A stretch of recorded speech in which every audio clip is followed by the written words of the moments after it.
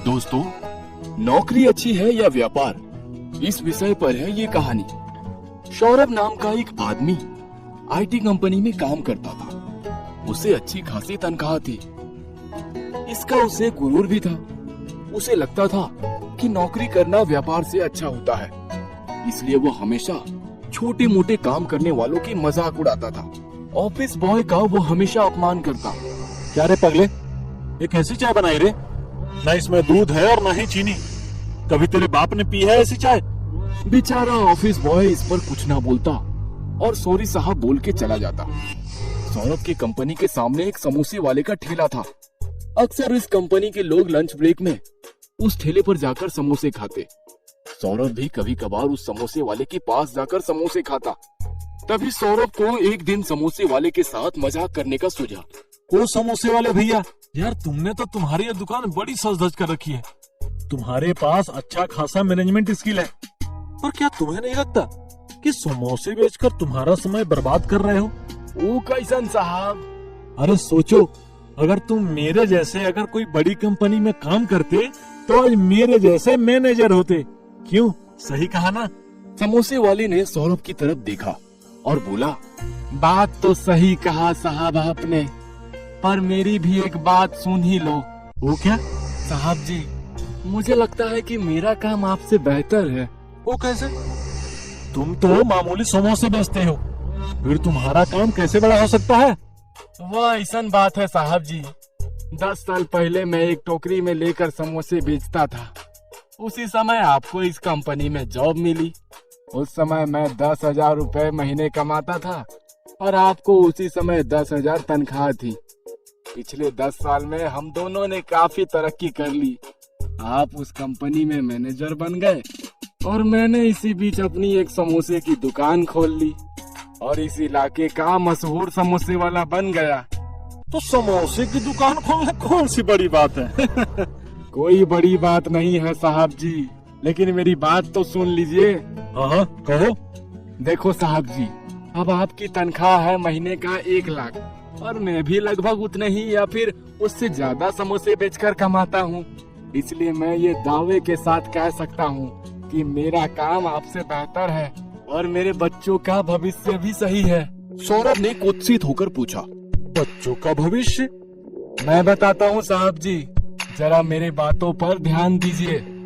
मैंने उस समय कम पूंजी में अपना कारोबार शुरू किया, पर अब मेरे बच्चों को ऐसा करने की जरूरत नहीं पड़ेगी। एक दिन मेरा बेटा इस कारोबार को चलाएगा। उसे अब जीरो से शुरू करने की जरूरत नहीं, क्योंकि उसे मेरा शुरू किया कारोबार ही आगे बढ़ाना है। पर साहब, आपके बारे में सब उल्टा है, क्योंकि जिस कंपनी में आप काम करते हो उस कंपनी के मालिक के बेटे को उसका फायदा होगा, ना कि आपके बच्चों को। आपके बच्चों को तो फिर से जीरो से शुरू करना पड़ेगा। अब साहब, आपकी कंपनी की पोस्ट तो आप अपने बच्चों को नहीं दे सकते हैं, उन्हें तो फिर से स्टार्ट करना पड़ेगा, जैसे आपने 10 साल पहले किया था। मेरा बच्चा मेरा ये कारोबार यही स्टेज से आगे बढ़ाएगा और आपके बच्चे को मैनेजर बनने तक मेरा बेटा कहां से कहां तक पहुंच जाएगा। सौरभ सोच में पड़ गया। अब आप ही बताओ साहब जी कि कौन टैलेंट और समय बर्बाद कर रहा है और कौन नहीं। सौरभ को बात समझ में आ गई। उसने समोसे के पैसे दिए और वहां से चला गया। तो दोस्तों, आप कमेंट बॉक्स में बताइए कि नौकरी अच्छी है या व्यापार। आप क्या करना पसंद करोगे? हमें आपके कमेंट का इंतजार रहेगा। फिर मिलते हैं एक नई कहानी के साथ। पर सब्सक्राइब करना ना भूले। धन्यवाद। आनंद शर्मा जी एक सरकारी दफ्तर में काम करते थे। दफ्तर आने जाने के लिए वे स्कूटर का इस्तेमाल करते। घर में लगने वाला हर सामान शर्मा जी रास्ते में लगने वाले सुपर शॉपी से खरीदते थे। एक दिन की बात है, उनकी पत्नी बोली, अजी सुनिए, दफ्तर से आते आते कुछ फल लेकर आइए, आज मेरा उपवास है। शर्मा जी बोले, हाँ जरूर लाता हूँ, पर तुम ये फिजूल में उपवास क्यों पड़ती हो? तबीयत देखो तुम्हारी कैसी हो गई है। इस पर पत्नी बोली, कुछ नहीं हुआ है मुझे, आप ध्यान करके उतने फल ले आइए। हाँ कहकर शर्मा जी ऑफिस चले गए। काम के चक्कर में शर्मा जी दफ्तर से आते आते फल लेना भूल गए। तभी शर्मा जी को सड़क किनारे ताजा फल बेचते हुए एक बीमार सी दिखने वाली बुढ़िया दिख गई। शर्मा जी ने सोचा, कहाँ वो सुपर शॉप पे जाकर समय बर्बाद करते हैं, उससे बेहतर है इस बुढ़िया से ही खरीद लो। उन्होंने बुढ़िया से पूछा, माई केले कैसे दिए? बुढ़िया बोली, बाबूजी 30 रुपए दर्जन। शर्मा जी बोले, माई 20 रुपए दूंगा। बुढ़िया ने कहा, 25 रुपए दे देना, 2 पैसे मैं भी कमा लूंगी। शर्मा जी बोले, 20 रुपए ले रहे हैं तो बोल। बूझे चेहरे में बुढ़िया ने नाव में गर्दन हिला दी। शर्मा जी बिन कुछ कहे आगे चल पड़ी और सुपर शॉप में जाकर केले का भाव पूछा तो वह बोला, 50 रुपए दर्जन है बाबूजी, कितने दर्जन दो? शर्मा जी बोले, 2 साल से फल तुमसे ही ले रहा हूँ, ठीक भाव तो लगाओ भाई।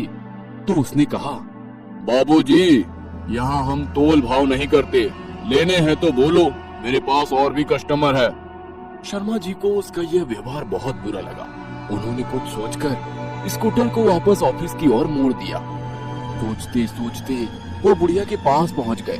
बुढ़िया ने उन्हें पहचान लिया और बोली, बाबूजी केले दे दूं, पर भाव 25 से कम नहीं लगाऊंगी। शर्मा जी ने मुस्कुराकर कहा, माई 1 नहीं 2 दर्जन दे दो और भाव की चिंता मत करो।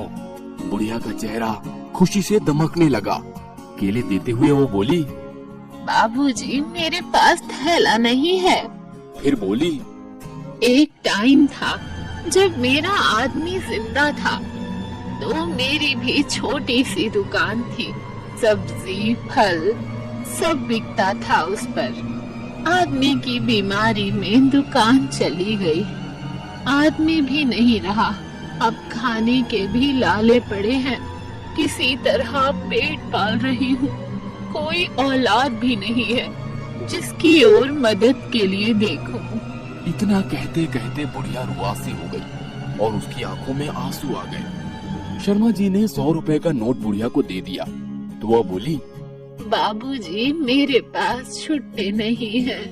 शर्मा जी बोले, माई चिंता मत करो, रख लो, अब मैं तुमसे ही फल खरीदूंगा और कल मैं तुम्हें 1000 रुपए दूंगा, धीरे धीरे चुका देना और परसों से बेचने के लिए मंडी से दूसरे फल भी ले आना। बुढ़िया कुछ कह पाती उसके पहले ही शर्मा जी घर की ओर रवाना हो गए।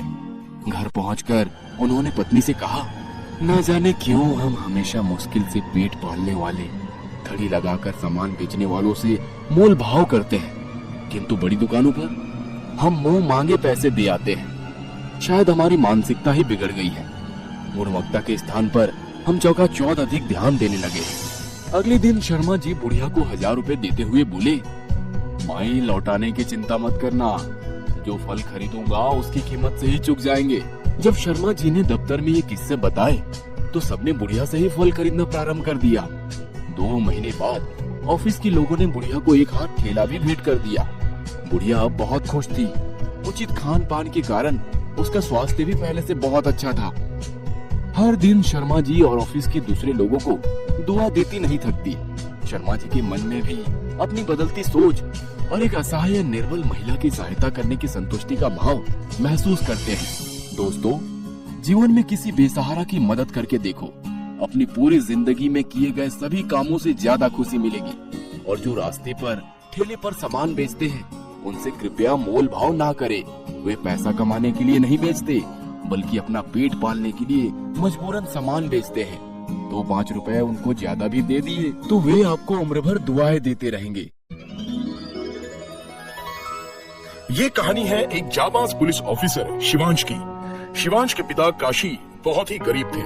उनका बस एक ही सपना था कि उनका बेटा शिवांश एक ईमानदार और जाबाज पुलिस ऑफिसर बने। इसलिए काशी दिन रात फैक्ट्री में मेहनत कर अपने बेटे के पढ़ाई के लिए पैसे जुटा रहा था। वो बीमार होने के बावजूद रोज फैक्ट्री में काम करने जाता। ये देखकर उनकी पत्नी नीता बोली, अजी सुनिए, आज आपको मेरी बात माननी ही पड़ेगी। आपको इतनी तेज बुखार है, कम से कम आज तो आप फैक्ट्री मत जाइए।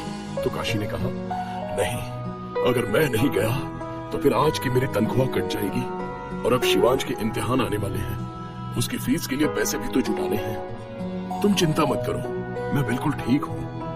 एक बार मेरा बेटा पुलिस अफसर बन जाए फिर मैं आराम ही आराम करूंगा। ये कहकर काशी फैक्ट्री चला गया। अब उधर शिवांश के पिता फैक्ट्री में दिन रात मेहनत करते। ये ले बेटा शिवांश, तेरी कोचिंग की फीस। तेरा पुलिस भर्ती का इम्तिहान आने वाला है ना, पैसे की तू बिल्कुल चिंता मत करना। तो शिवांश ने कहा, थैंक यू डैड।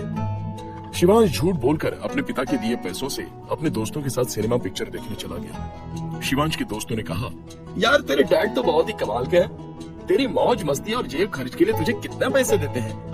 और एक हमारे डैड हैं जिनके पास इतनी सारी दौलत है, फिर भी हर समय बचत का लेक्चर देते रहते हैं। कहते हैं पैसे खूब पसीने बहाकर कमाए जाते हैं। काश मेरे डैड भी तेरे डैड जैसे होते यार, तू बहुत ही किस्मत वाला है। तो शिवांश ने कहा, हाँ वो तो है। एक दिन शिवांश देर रात पिक्चर देखकर घर पहुंचा, जहां उसने छुपकर अपने माता पिता की बातें सुनी। शिवांश की मां ने कहा, सुनिए, अब से आप उस फैक्ट्री में काम नहीं करेंगे। आज तो हद हो गई। उन लोगों ने आपको चोर कहकर इतना बेइज्जत किया, आप पर हाथ उठाया। बस अब बहुत हो गया। मैं शिवांश को सब सच बता दूंगी कि उसके पिता पैसों के लिए कितनी मुश्किल झेलते हैं। तो काशी ने कहा, नहीं, जब तक मेरा बेटा पुलिस अफसर नहीं बन जाता तुम उसे कुछ नहीं बताओगी। वो बहुत ही होनहार है, मुझे उस पर पूरा भरोसा है। और ये तो छोटी मोटी चोट है, तुम परेशान मत हो। बस एक बार शिवांश पुलिस अफसर बन जाए, फिर मैं सबसे फक्र से कह सकूंगा कि मैं एक ईमानदार पुलिस ऑफिसर का पिता हूँ। चलो तुम खाना लगाओ, शिवांश आता ही होगा। अपने पिता की दुख और सच्चाई जानकर शिवांश को बहुत ही दुख हुआ।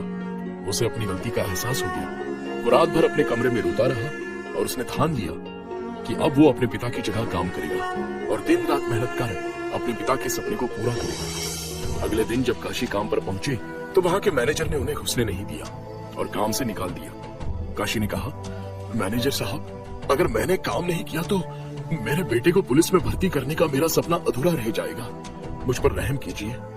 तो मैनेजर ने कहा, एक चोर का बेटा पुलिस, चल निकल यहां से। तो काशी ने कहा, यकीन मानिए मैंने कोई चोरी नहीं की। काशी उदास होकर घर लौट आया और सोच में पड़ गया। तभी शिवांश घर आया और बोला, पिताजी, मुझे मेरे कोचिंग में नौकरी मिल गई है और मेरी परीक्षा होने तक अब मेरी कोई फीस भी नहीं लगेगी। अब आपको मेरी फीस के लिए चिंता करने की कोई जरूरत नहीं है। ये सुनकर काशी बहुत खुश हुआ और अपने बेटे को गले से लगाने लगा। लेकिन शिवांश ने अपने पिता से झूठ कहा था, क्योंकि अब शिवांश एक कंप्यूटर शॉप में पार्ट टाइम नौकरी करने लगा और बाकी टाइम वो दिल लगाकर खूब पढ़ाई करता और बचे पैसे अपनी माँ को घर खर्च के लिए देने लगा। ये सब देखकर काशी की चिंता दूर हो गई। धीरे धीरे समय गुजरा और शिवांश की मेहनत रंग लाई। शिवांश ने अपनी कड़ी मेहनत से पुलिस परीक्षा पास की और अपने पिता को सरप्राइज देने के लिए अचानक ही उनके सामने पुलिस की वर्दी में वो आ खड़ा हुआ। अपने बेटे को पुलिस की वर्दी में देखकर काशी के आंसू थमने का नाम नहीं ले रहे थे। शिवांश ने अपनी टोपी उतारकर अपने पिता के सर पर पहना दी। काशी ने कहा, आखिर मेरे बेटे की मेहनत रंग लाई। तो शिवांश ने कहा, नहीं पिताजी, ये तो आपकी मेहनत का नतीजा है जो मैं ये कर पाया। शिवांश ने नम आंखों से अपने पिता को गले लगा दिया और अंत में सभी फैक्ट्री के लोग ये जानकर ताज्जुब रह गए कि आखिर काशी ने वो कर दिखाया जो उसने कहा था। और आज फैक्ट्री के वही लोग काशी को सलाम करते हैं। इसलिए कहते हैं कि अगर आप अपने काम को पूरी ईमानदारी से करो तो कोई परेशानी आपके सपने को पूरा करने से रोक नहीं सकती। इसलिए कहते हैं, जहां चाह है वहां राह है।